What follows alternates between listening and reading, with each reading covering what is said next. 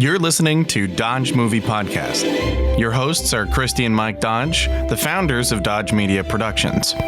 We produce films and podcasts, so this is a podcast about films. Join them as they share their passion for filmmaking. Welcome back, everybody, to the Dodge Movie Podcast. Here we are in our final weeks of November. We are getting ready for the holidays, I'm sure. Happy Thanksgiving, if that's what you celebrate. We're wrapping up this month of comedic political movies. We're doing it with the 1996 film My Fellow Americans, starring Jack Lemmon, James Garner, Dan Ackroyd, John Hurd, Lauren Bacall, Bradley Whitford, Wilford Brimley, say that 2 times fast, and Celia Ward. It is directed by Peter Segal, who is director and producer known for Get Smart, the 2008 version, Naked Gun, 33 1/3, The Final Insult, and My Spy from 2020. It was filmed mostly in North Carolina and DC. The writer of the story, which we learned about, was E. Jack Kaplan and Richard Chapman, and then the screenplay was done by Peter Tolan, and it was a Warner Brothers film. The film is 2 former U.S. presidents were hated rivals, and they joined forces to expose the current corrupt president at the risk of saving their own lives. And so this one I am going to kind of jump into. It's listed as more of an adventure comedy, which I don't really remember us doing too many of those. And there's a scene where a helicopter explodes, and I went, oh yeah, I get now why they kind of labeled it as that, because it had a little bit more. Well, I guess we're going to have to now one time talk about Up a Creek with Zach Shepard, right? Why is an adventure? Find more. We'll do a month of adventure comedies. So the tagline for this, well, there's a couple taglines: a comedy about life, liberty, and the pursuit of 2 ex-presidents, and reveal the hail to the chief answer. Oh. Did you just do the I state your name, I state your name? Yes. Jeff, we're a little bit punchy. We apologize. Oh my God. I didn't eat lunch. I did. It's in the same font, and it's right below where I put the taglines. That's just such a Ron Burgundy moment. He just read what was in front of you. He said it out loud. Yes. Oh my God, I'm an idiot. Okay. All right. For all of you playing at home, if somebody called in, we'll put that in here. But if not, the answer to Hail to the Chief, the reason that we had that little fun contest is ever since Mike and I don't know if we saw this together. Let's see. What did I say it was? 96. Yes, we were together. We were a couple. I was tickled the very first time I saw this movie because there's this great scene where James Garner and Jack Lemmon are in the car and they're talking about the song. And, I can't imagine how many times you must hear this song as the president, because they play it anytime you're present. Right. They each have made up lyrics. And so Jack Lemmon says that his made up lyrics to Hail to the Chief is, hail to the chief, because he's the chief and he needs hailing. And that always, I remember pausing this and just laughing uproariously that, I don't know, it just tickled me. And I think the both of us since then, anytime we hear that melody, we sing those lyrics. To the chief.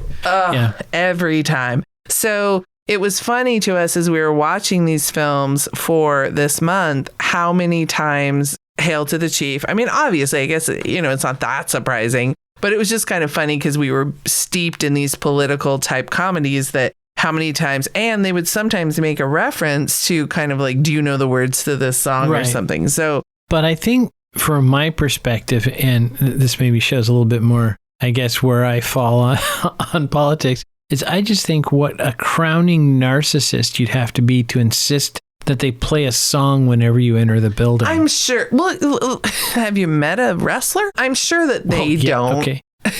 Hulk Hogan, Arnold Schwarzenegger. Yeah. I mean, those are maybe not the best or examples. A boxer. Right. But no, I mean, I don't think they insist. I think that there are people who feel like it's ceremony now, and it would be rude or disrespectful to not play it. Okay, but then I want somebody to say that they want something different, right? What would your walk-in song be, Mike? If I was president, Remember the Name by Fort Minor, right? That would be good. I don't know. That's a really good question. What would you get played in and played out? You'd have to have both, right? Your entrance and exit music. Yeah, I feel like that's a fun, like, call-in. Now I want you guys to call in and tell me what your walk-in song would be. And if you're one of our listeners from the Antipodes, you can go ahead and email us. You don't have to call because I understand that can be a little more different time zones, that kind of thing. Okay, so call at 971-24... I'm going to get somebody to call me. I am. 971-245-4148 or Christy at DodgeMediaProductions.com and tell me what your walk-in song is. And if you want to be anonymous, just put it in the email and I'll just say a listener said this, because I think this would be a fun thing to wrap back around. I think, and actually, I'm thinking this is a great icebreaker question for like whenever you meet about some new people. You say, what would your walk-in song be? Oh, it's so good. Right. I have a lot, but yeah, I'm gonna have to go through my playlists. Right. Oh, that's fun. But okay, the thing is it's for a walk-in song, so there could be other songs. So I mean, we were specifically talking about you're coming into the auditorium. Yeah. To announce you. Right. Okay. This movie begins with showing how two former presidents are spending their time. And so we're also getting to know these two presidents. So I think one of the things is Jack Lemmon's character is known for giving kind of the same speech. Like he's not very creative. Oh, I love it. And he gives the same speech over and over. I have always believed that dreams are like children. They're our future. Yeah, right. Like the moment I heard that line, now, of course, I saw this film once before 25 years ago. But when I heard that line, and this is, I think, to Lemmon's delivery, I knew it as one of those presidential taglines where they repeat it over and over again, right? Mm-hmm. I thought that was fun. And it's almost like its own pattern. I have believed that X are like children. They need to be nourished and protected. Now, you very quickly asserted that Garner and Lemmon were... The characters were specific presidents. Yes. And I didn't get that until, I mean, once you pointed it out, I was like, duh. Like, I was a little embarrassed that I didn't get that. And then they called it out on the nose. So Lauren Bacall plays Jack Lemmon's wife, and they're in a hotel room, and he, and you had even made mention to him kind of being, was it kind of like a bit of a nerd or a teetotaler? You made some comment, like you knew that he was like a nerd or... Well, there are a couple of things with that character. One is I have to give credit out to the costume department because they really brought it. James Garner has these gorgeous, extremely well-fitting suits, right? Right. And so the character he's playing of Douglas, in my opinion, is a pastiche of Bill Clinton. Right. And then Jack Lemmon, whose character of Kramer is, I believe, the equivalent for Papa Bush. Right. He has these uncomfortable suits with this awkward color. You see him, he is uncomfortable in his own body. He doesn't have that confidence and swagger. And then in the scene that we were talking about, he pours a little mini bar bottle of vodka into a glass and then fills it with water from the tap to try to avoid paying for it, right? They establish early on that he is an insanely cheap person. Right. But Lauren Bacall even says like, oh, that's such a Bush move. Yeah, which I thought was kind of funny. But then later on in the film, I didn't catch this quite as much at first. Then the character of Vice President and then, spoiler alert, President Matthews is, I think, a take on Dan Quayle. Mm-hmm. And to me, sometimes those things can be irritating, but I actually think in this case, it worked kind of fun. Yeah, definitely. So we see them doing all these things that kind of give us all those cues that Mike picked up on better than me, that they were typifying. Like Garner is a philanderer and a known flirt and stuff. And there is later in the film, not during this part, there is a very, especially because I'm watching American Crime Story impeachment right now, the scene where Clinton's going down the line and he hugs Monica Lewinsky. It's like taken directly. And because I've been watching impeachment, I know all of that stuff was going on like 1993. And so I was like, oh yeah, when they made this movie, that was a thing. Like that was well known. That it was scene, in the front of people's consciousness. Yeah, that scene where he hugs Monica and there's a scene where James Garner comes over and this young woman is flirting with him and they embrace. So it was just like, whoa. Right. And I read in the IMDb trivia that Walter Matthau was originally scheduled for that role, but he had to drop out. For Garner's role? For Garner's role. Mm-hmm. And that to me, I don't think would have worked as well because, no offense to Mr. Mathau, but I don't think he would be as convincing as a womanizer. No, I think James Garner, at least with my mother and I, is like one step down from Burt Reynolds? No, what I was going to say, he's kind of in that category. Paul Newman. Paul Newman makes my toes curl. And so I think that Garner was in that same vein of that era. And I do not think Walter Matthau is. Okay, I'm just trying to give that a thought relative to Newman. That's not fair, though, because Newman was a racer, so he kind of wins. I think Garner raced. He did. In fact, we could do a movie, Monte Carlo, I believe is the name of it. He did a movie about being a racer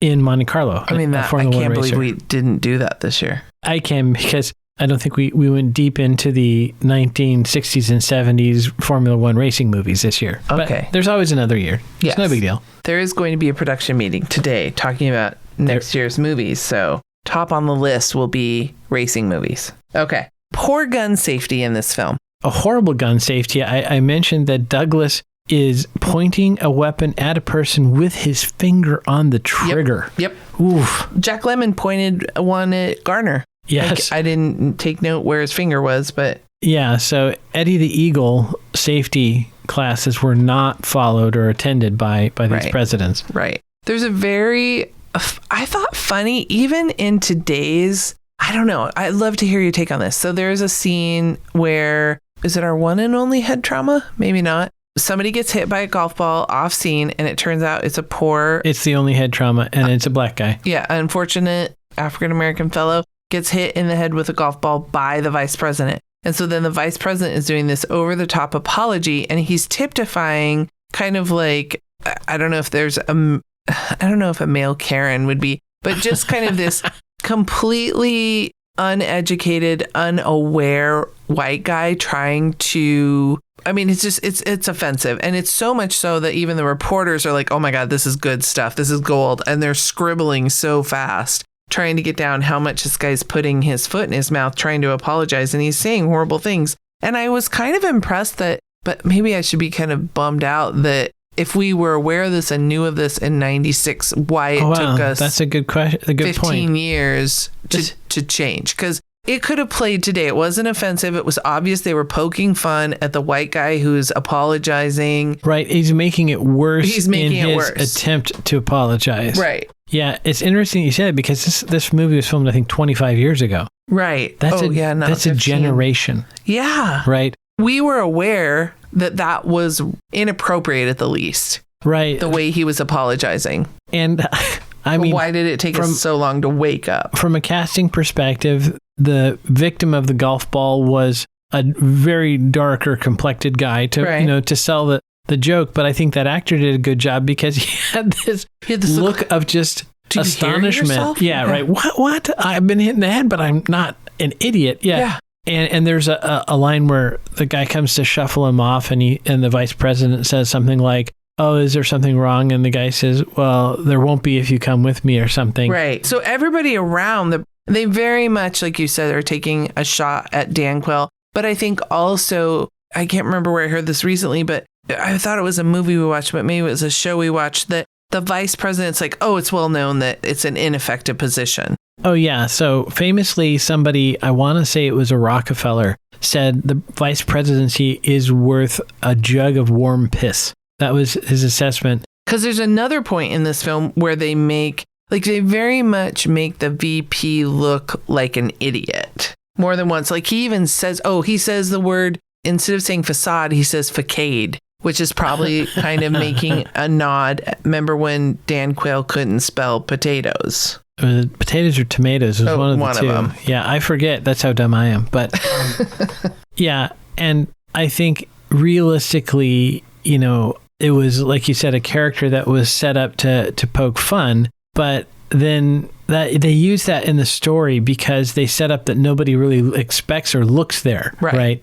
So he was able to get away with stuff under everybody's nose because they thought he was just kind of a dopey vice president. No, I think it fed the story, but I'm just saying I think it was easy to feed the story with it because I do think, unfortunately, look at Biden. When he was the vice president, I think people felt that position is ineffective. It's just kind of like You send them to different countries to kind of glad hand. Like, Secretary of State probably gets more. Well, if I remember correctly, when they first started electing presidents, vice president was a guy who got the second most votes. Right. And the founding fathers wanted the two of them to be antagonistic. Together. Yeah. They wanted somebody there to be the loyal opposition who would say, no, I don't think. So now imagine, like in the current climate, if you had Vice President Trump, imagine the chaos in the White House. Okay, that could be a fun film. So an independent filmmaker out there who has access to the Oval Office set, you may want to do that one. Or really depressing. Okay.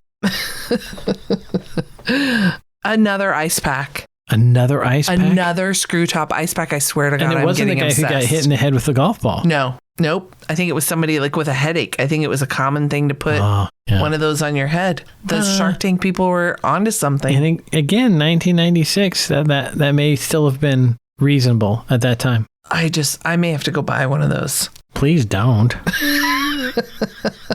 But now that I'm thinking about it, I got to reach out to the Shark Tank people because they need to have one that looks like an octopus, right? That's cute. Instead of just one strap, it's got the 8 tentacles because they're not limbs. They're not arms. They're tentacles.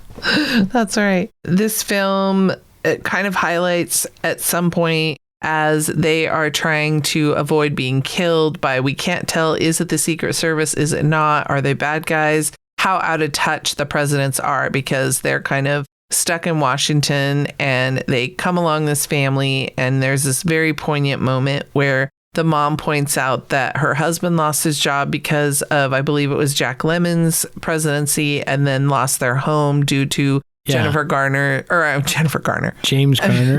No relation.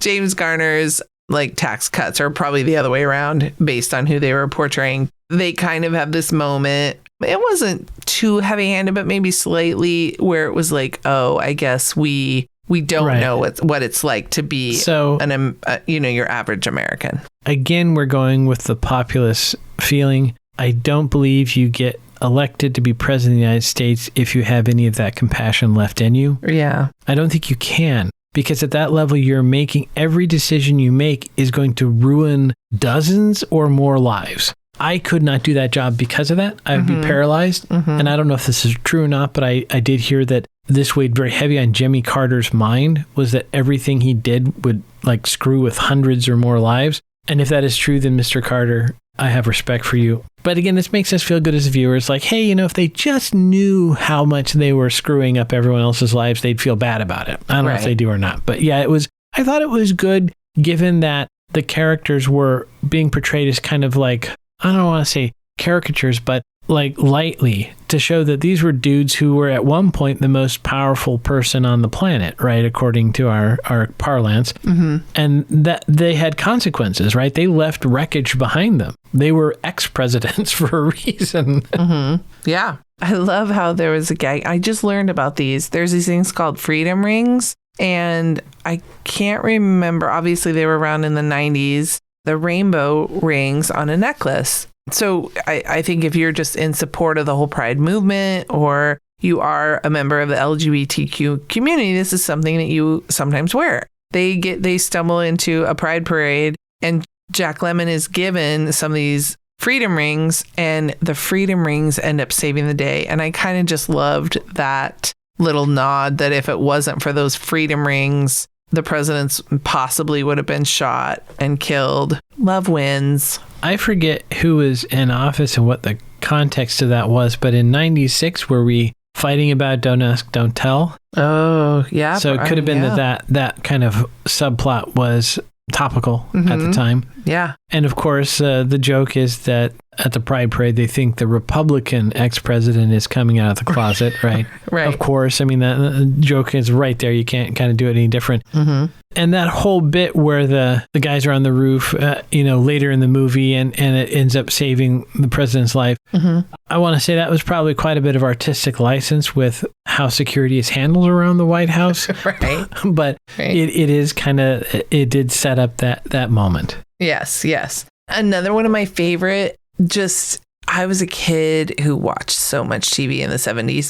And of course, Streets of San Francisco was in my house, especially being kind of born and raised in the Bay Area. It was kind of fun because it kind of felt like it was in my backyard. And there was a scene where there's a car chase and all of a sudden you see this hill very reminiscent of San Francisco and the street. And for like a 1 or 2 Mississippi, it's just the sound goes out because you go from like screeching tires and car chase and dialogue to it's just a quiet hill. And then all of a sudden a car comes flying over the hill kind of into the lane. And I just thought, and it just brought me back to like streets of San Francisco. Yeah, I think they did that in Gymkhana 4.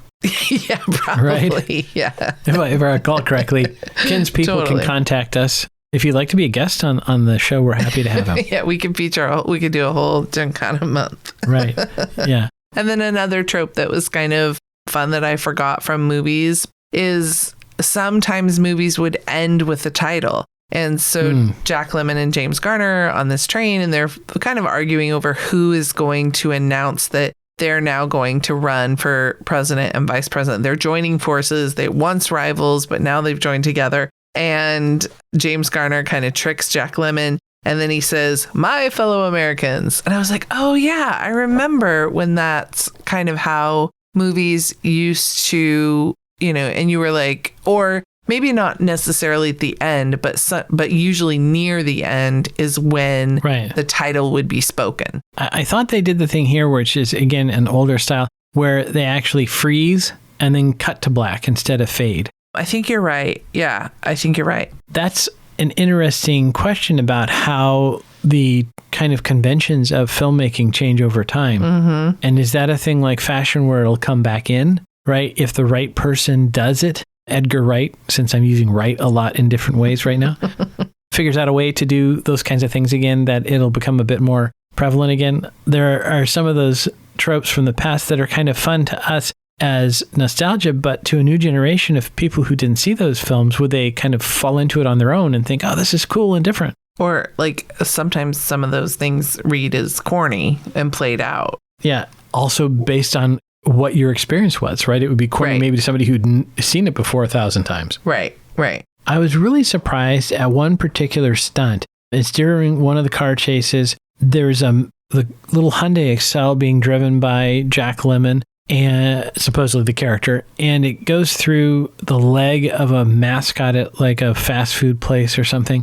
And then something else happens, and basically the Jack in the Box guy falls. It's a spherical white head with a long orange pointy nose, and the nose goes through the windshield and stops a couple of inches in front of James Garner's face. Mm-hmm. And the way it's shot, that's James Garner. Mm-hmm. There's no stunt person, no cutaway. I was amazed that they did that stunt with him, because if he leaned forward, he would have gotten injured. And I think if something went wrong, that would have impaled him. That was a very dangerous stunt. No, there was a cut between the exterior where we see it go through and then the interior. But in the interior, you see it come right at his face. That's one shot. Okay, I'll trust you. I was amazed that they did that. Credit to Garner for doing the stunt. I don't know if I could hold still when that happened. Maybe they only did one shot, because the second shot he would flinch, which gets me back to some trivia. I think this is correct, but I've heard this. I haven't verified it. During Dodgeball, when they throw the wrenches at the actors, they had to use the first take because somebody made the wrenches out of a hard plastic instead of a soft one. So it hit them and like cut their face open. And so subsequent attempts, the actors all flinched because they'd gotten hit. Oh my God. Yeah. So again, things we used to do to actors, we're not supposed to do that anymore. Right. So that was an interesting stunt there. When it comes to the camera, I really liked must have been Steadicam, but they shot a chase in the hallways of a train. And again, that feels like an old movie thing where we used to have chases on trains.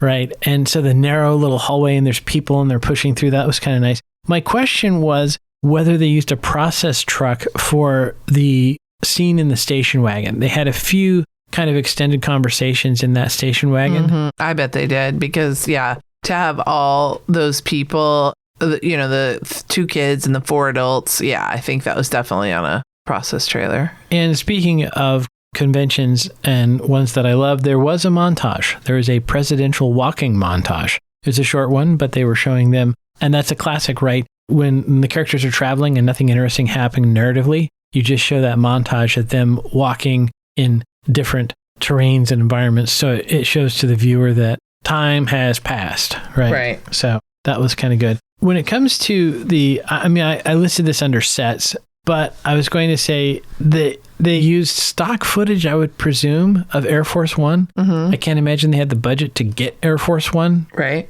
I don't know what that would cost. And my question was whether they built those interiors. That looked like a set. That didn't look like any, like, for example, Air Force One in Long Shot looked more realistic than the Air Force One, than this one. Yeah, this one was This one almost looked like it was a Star Trek set that they pulled out that console and threw in those two chairs. Right. And I wanted to give credit to the props department because this is one of our pet peeves, and you've heard of this on many podcasts, I would bet. Jack Lemmon's character has a cup of coffee, and you can see it actually has coffee in it. I love that. It happens to be backlit, so you can see the water level, and as he moves his hand, you can see it sloshing around in there. Way to go. Bravo. Good job, props. I had one funny thing and one nitpick when it comes to costumes. The funny thing was there was a gag where President Kramer, played by Jack Lemmon, because he's kind of obsessed with money, he sells out. And so he's pimping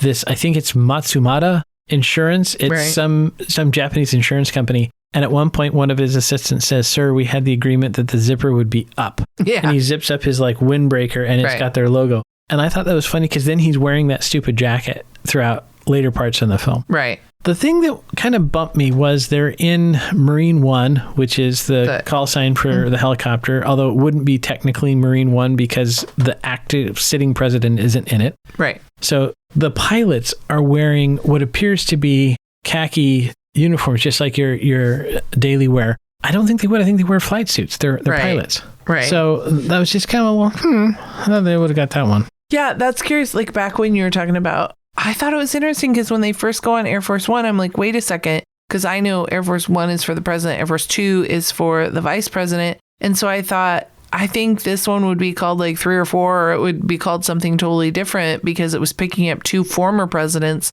and taking them to a funeral. Which, according to my reading, it is accurate that they do let former presidents fly on Air Force One to go to a funeral, but I think it's a funeral of another president. Right. And I think at that point, the actual president is there too. I'm not sure. It's very expensive to fly Air Force One. They don't do it for fun. Right. So there were some interesting people in here that we recognize from other stuff. One thing I noticed was Bradley Whitford played a politician at the White House 3 years before West Wing. So maybe he used this as his audition tape? Yes, that was responsible for one of our pauses. And our second was to talk about the heartfelt moment in the car with the family halfway through the film. I thought there would have been a pause for the other star setting I had 21 years before his work on Chips, Michael Pena. Oh, that's not who I thought you were going to talk about. I thought you were going to talk about the other one you saw. Do you mean the brother of the famous actor whose fan club I am a member of? The sister. I said brother. I apologize. No, see, there were 3. Yeah.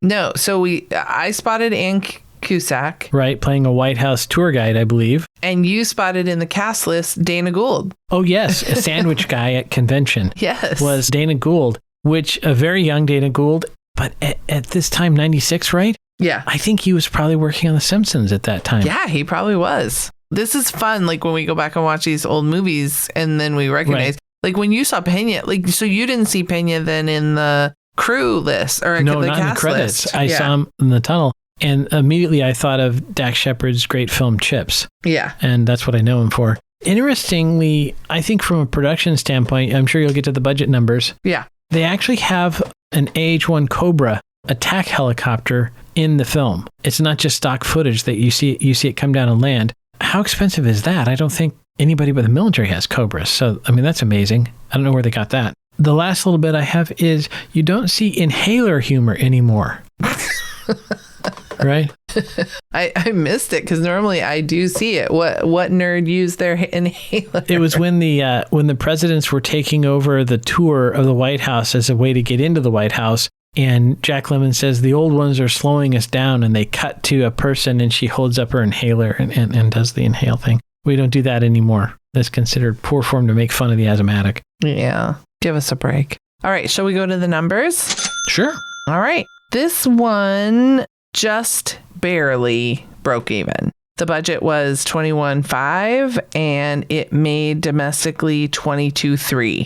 So probably not considered a success. We didn't see a Fellow Americans 2, which is obviously what they were setting up, I'm sure. But we saw Grumpy Old Men. So maybe that's how he shifted. It got a 6.5 on IMDb. The critics gave it 47% on Rotten Tomatoes, so it is rotten, yeah. And the audience scored it at 64%. It was an hour and 41 minutes long. It was rated PG-13. Like I said, it was an adventure comedy. I mean, it's a fun, cute little film, and it brings us, the words to Hail to the Chief. So that's why... What else do you need? It's important, and we felt to include it, and it's just... Like I said, we wanted this month to not be heavy with politics because we're more about the fun and the lighthearted and the positivity. And so this was a way that we could do it. We will be talking next week. We'll be kicking off the month of December with the Christmas movies that we watch every single year. And so with that is Elf, which is kind of the number one. It's usually the one we can have the kids join us on. The others, they kind of skip. I think I might be the only one that watches Family Stone, although Mike will... That's not true. ...occasionally watch it with me. We both love watching Four Christmases. The kids sometimes will join us on that one. And then way back from when I was a kid, and I think you watched it when you were a kid? Oh, yeah. Okay. Uncle Bud would always put on White Christmas. And so we will wrap up the month of December with White Christmas. And we really would love to hear what movies you guys watch during the holidays. Let us know. And, the long debate of, do you watch Die Hard or not during December? So weigh in with that. That's a highly contested here in the Dodge House, if it is a Christmas movie or not. Call us at 971-245-4148 and give us your opinion on Christmas movies and what are your favorite go-tos. Or drop me an email at christy@dodgemediaproductions.com. And both of those will be in the show notes. Let us know what you guys watch during Christmas. I know another favorite of my mom's is both Miracle on 34th Street. She watches the old one and the new one. I kind of like the new one. So anyway, and never forget, Dodges never stop and neither do the movies. Thanks for listening to Dodge Movie Podcast with Christy and Mike Dodge of Dodge Media Productions. To find out more about this podcast and what we do, go to dodgemediaproductions.com. Subscribe, share, leave a comment, and tell us what we should watch next. Dodges never stop, and neither